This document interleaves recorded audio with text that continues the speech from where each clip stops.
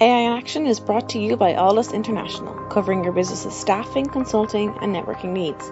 Our host brings you the leading minds in AI, sharing their story, their success, and their advice. Focusing on fast-tracking you to the top, AI in Action cuts through the hype to help you kickstart your data science career. To listen to the latest AI in Action podcast, head over to www.alldus.com/podcast or subscribe via iTunes, Stitcher, or Google Podcasts. So good afternoon and welcome to another edition of the Alldus podcast. Today we are continuing with our digital transformation series, focusing on digital transformation trends for the C-suite and why we should start with cybersecurity in mind. We're lucky to be hosting Gregory Garrett. Gregory holds the position of Vice President of Cybersecurity with Perspecta, where he manages a huge portfolio, which we'll learn more about later. He's also a bit of a celebrity in his own right in his spare time, and I'm not quite sure how he gets any, but he is an author, and he'll be telling you a little bit more about his books. And I say books because he's about to have his 24th published. In this episode, we will share a range of topics from Perspecta's white papers, as well as he will give us some of his unique insights into his career, Perspecta, cybersecurity, sort of more macro trends. Again, as we said before, advice to C-suite executives, and also give us an overview of some cool new moves Perspecta are making in the ServiceNow space. So, Greg, welcome to the show. Well, Ben, thank you very much. My pleasure to be here. So Greg, let's start by giving our listeners an overview of yourself.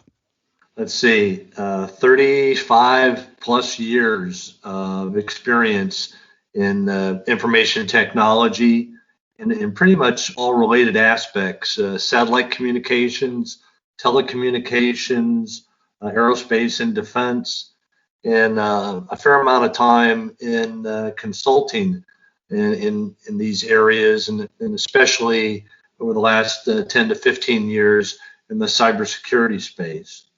So I've spent most of my life, I think it's probably fair to say, managing very large, complex, high technology programs, both in the United States Air Force as a military officer, as well as an industry executive. As you mentioned, I've done a lot of research and writing. I've done a lot of public speaking.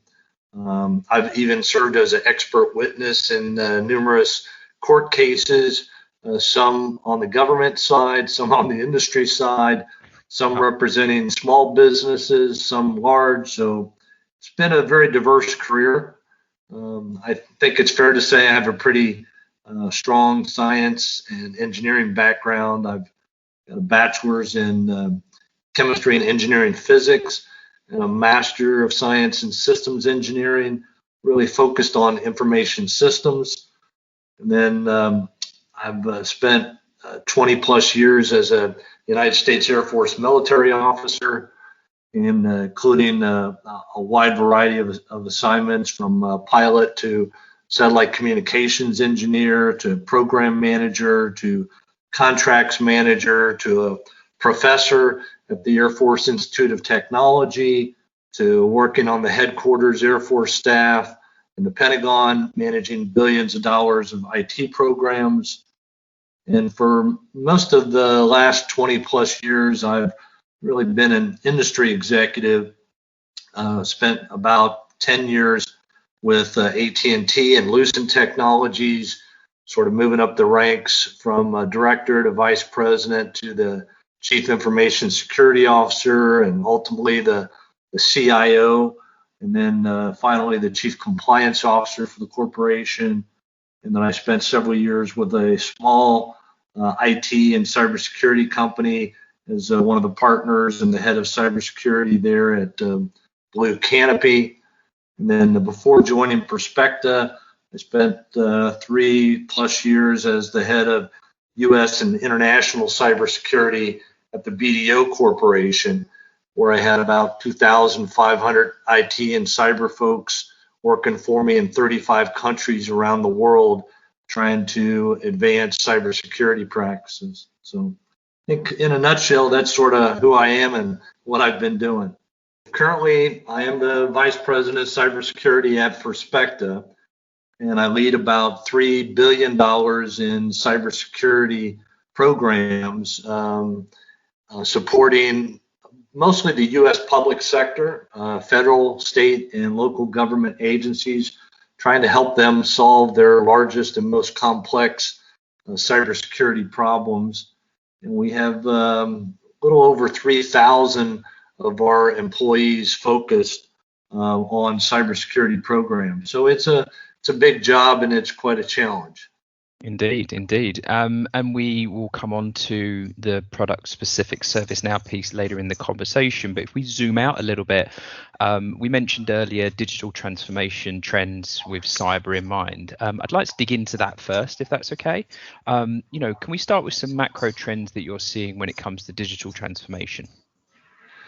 Yeah, absolutely. So, one of the big drivers today is the growth of the fifth generation of mobile technologies, or as we like to call it, 5G. It's really an enabler for mobile devices and mobile connectivity to increase data speeds and increase access, and improving the level of security that's tied to that is extremely important. Obviously, digital transformation today is both about enhancing performance as well as trying to find ways to reduce operational cost. And one of the big drivers in that space is cloud-based infrastructure, cloud-based applications, and so big push there, both in the private sector as well as in the public sector. And then the hottest technology area today, or emerging technology, is really artificial intelligence and machine language, digitizing and enhancing, customer interfaces, and really, looking at all aspects, whether it's digital marketing, digitizing products and services, digitizing manufacturing operations, customer service. There's just tremendous applications for AI and ML really across the board.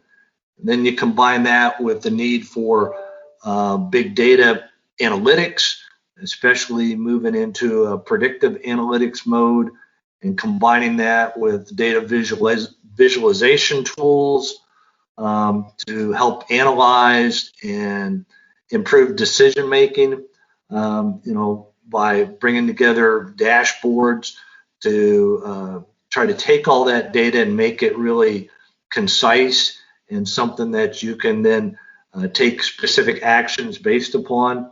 So there's just a tremendous merging right now of these new technologies, and digital transformation is that term that we're all using to describe how we want to go about improving performance, reducing cost, and trying to improve customer experience. And then combine that with the need for enhanced data privacy and stronger data resilience and improved cybersecurity, because all of these new technologies are data centric, and they all introduce new potential cybersecurity vulnerabilities into their networks and into their information systems. So whether it's providing secure access remotely to workers working remotely from home, or whether it's providing access, more secure access to cloud and cloud applications, there's just a real driving need in today's market to ensure data privacy and data resilience, and cybersecurity is really the key to that. Indeed, there's just so much there, and obviously I can only imagine magnified by the current sort of landscape we all find ourselves in. And how about cybersecurity specific trends relating to digital transformation? Well, again, that's a topic that's very near and dear to me, and I just wrote a white paper at the request of our board, and we published that on cybersecurity trends and recommendations for 2021 across the U.S. public sector. We've seen a tremendous growth in cyber attacks over the past year. According to our friends at Cisco, the number of attacks increased by more than 600% in the last year, so really phenomenal. And of course, part of that is because of the increased number of folks working remotely as a result of the global pandemic. And so it's really, I'll say, facilitated a rise in cyber crimes. In fact, according to the folks at Cybersecurity Ventures, the global cyber damages from cyber crimes is expected to reach $6 trillion by the end of 2021. So it's just staggering numbers.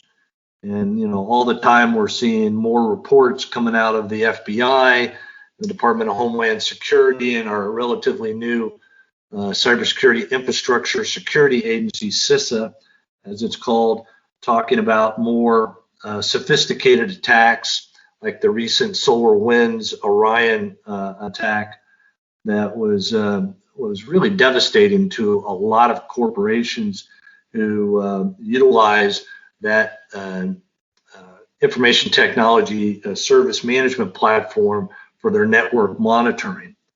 And it was a very sophisticated attack, and it targeted, the upgrade patches to their software, and did so in a very difficult to detect manner, allowing backdoors into that software that then could be used to laterally move across networks and information systems. So a very devastating attack for a lot of companies and private sector, as well as public sector organizations.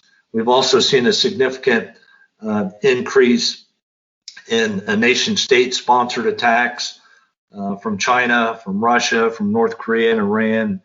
And of course, the SolarWinds attack is allegedly tracked back to a very specific and very sophisticated Russian cyber attack group known as APT-29, or Cozy Bear, which is linked to the Russian Foreign Intelligence Service. So these are very significant attacks and very sophisticated attacks. And so we're concerned that there'll be more of these targeting supply chains within organizations. And again, we've seen more frequent cyber attacks that are email-based from a threat vector standpoint, including spear phishing, ransomware, Trojan horse malware. And so, my message to folks is that while digital transformation provides great opportunities for improvements and cost reductions and enhanced performance and greater, I'll say, optimization of information and improved decision making, all of that comes with a price, and the price is increased, data vulnerabilities. And so it really means that we need to begin our architecture and our planning for all new digital projects with security in mind, or as we like to say, security by design. So that's where I think we are today. And what mission are Perspecta on when it comes to cybersecurity and digital transformation? Can you give us a little bit of an overview there? Sure. Said simply, Ben, our mission at Perspecta is really to solve really complex information technology challenges for our customers, which are the U.S. federal, state, and local government agencies, and to become a trusted IT advisor. Because as a systems integrator, we're not really a software developer per se, or a hardware manufacturer. We try to be vendor agnostic. Our goal is to try to put together the right solution to integrate the appropriate products, hardware, software, and services into a real integrated package that can help our customers, advance their capabilities while providing that level of data protection and data security. And the clients that we're supporting include the Department of Defense, the major U.S. intelligence agencies. And so these are organizations that are under constant attack and also, have to have a offensive capability. So again, our mission is one of service to that community. Indeed, and as you mentioned there, service is front of mind. So on that client first kind of narrative, let's continue down that road. When you're sitting with, or I suppose nowadays it's on VCs, with some of your key stakeholders, what advice are you giving to them while they're about to embark on some of these transformational journeys? So Ben, literally a day doesn't go by that I'm not talking to a CIO or a CISO or a chief technology officer from a federal government or state government agency. I think I talked to 3 of them just yesterday and several the day before. So there are obviously, similarities, but I always, start off trying to better understand what are their biggest challenges that they're facing at this time, and and what I'll say investments that they've made, because it's all about trying to solve a complex problem, but with everyone having sort of a different foundation and a different network structure and different investment strategy. So it's really about trying to understand where they are and what problems are they facing and what is their particular threat profile, and then trying to design a customized architecture and a customized solution for their problems. So it's it's really about advanced problem solving, if I can put it that way. Sounds amazing. And the we talked a little bit earlier about ServiceNow, and it's definitely a big part of the series we're doing here on this podcast. How, in your opinion, are these products, including ServiceNow, positioned to add value to end customers, and why are we seeing such a big demand for, let's say, the IRM, SecOps modules within that? So that's a great question, Ben, and I think if you look at it from a big picture perspective, there is just a tremendous number of different pieces of hardware and software that are available today, and there's no one product that can do it all. So if you're a CIO or a chief information security officer in either the public sector or the private sector, anywhere in the world, there's no one thing that you can go to.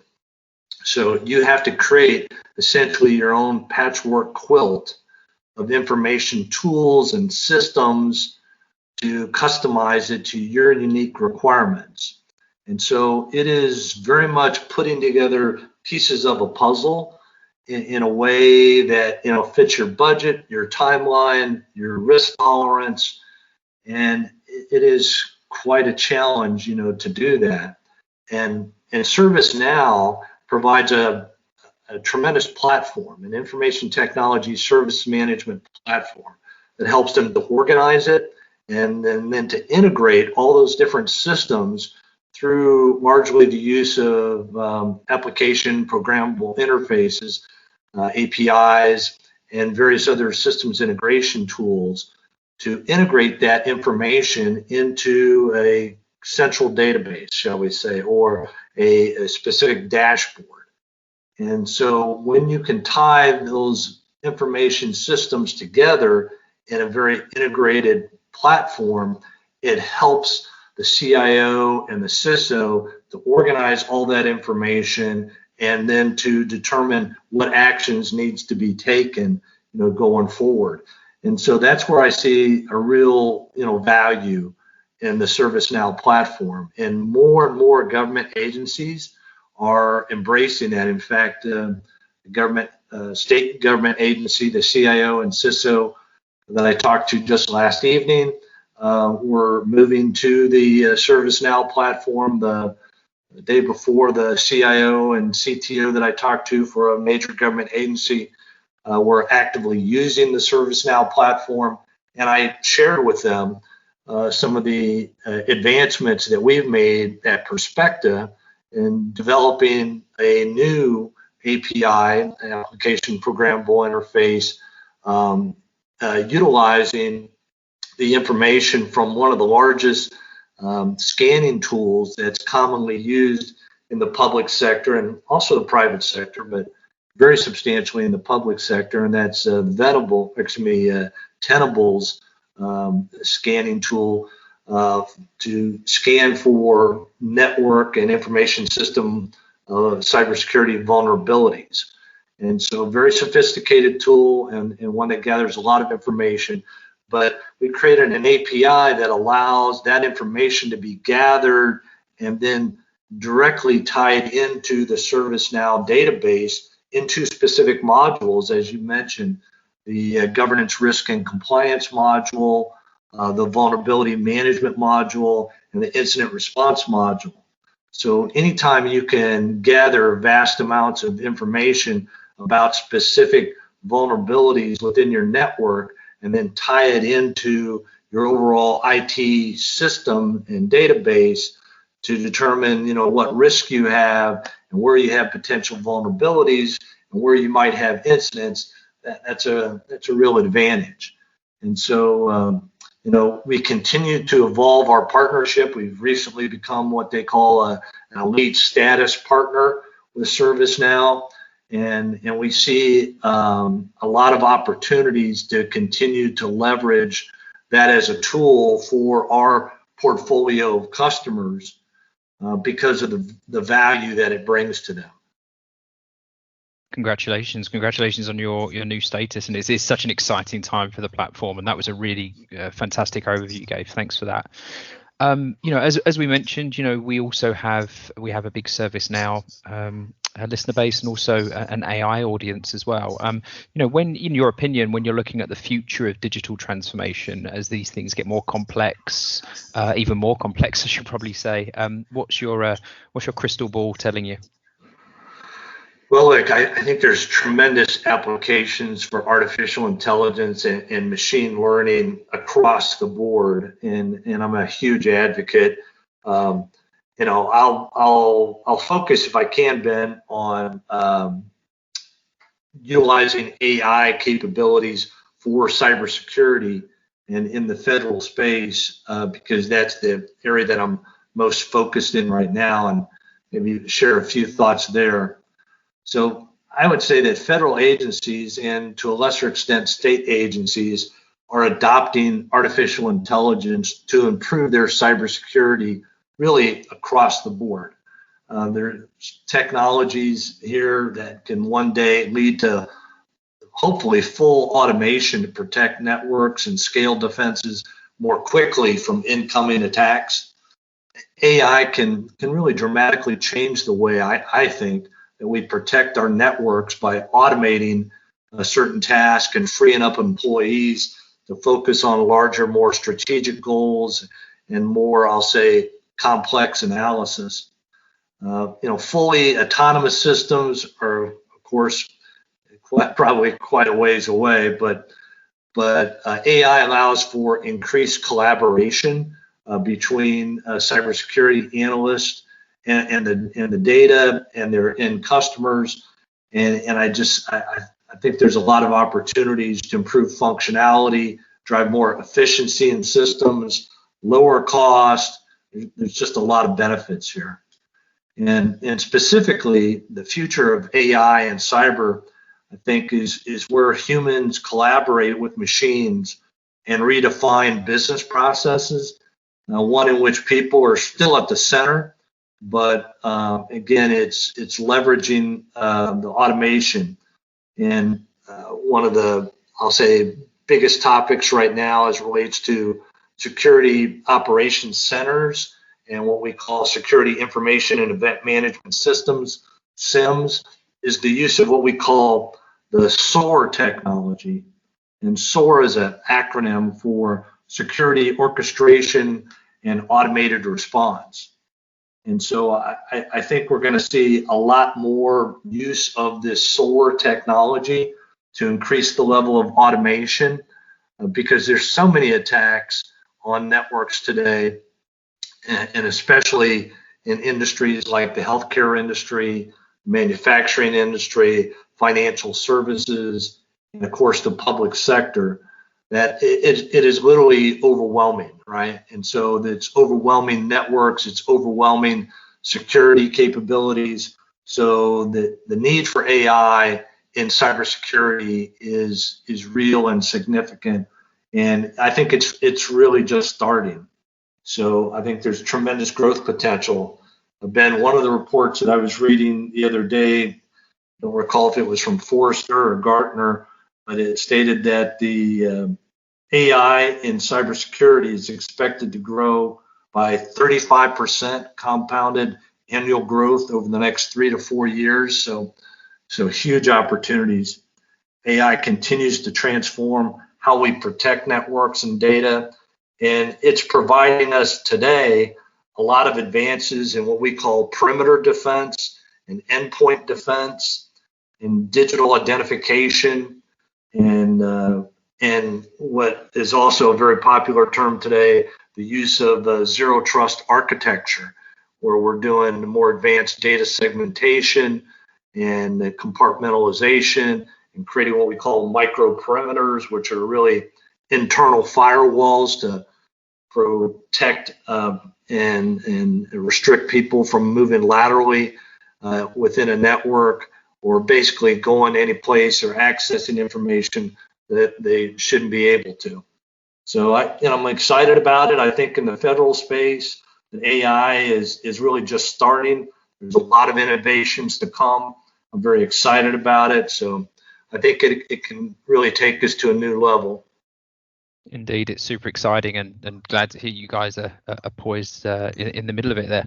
So look, we're nearly at a close, but I've really enjoyed this chat. I think you've given us so much to think about here. Is there anything you'd like to sort of add towards the end?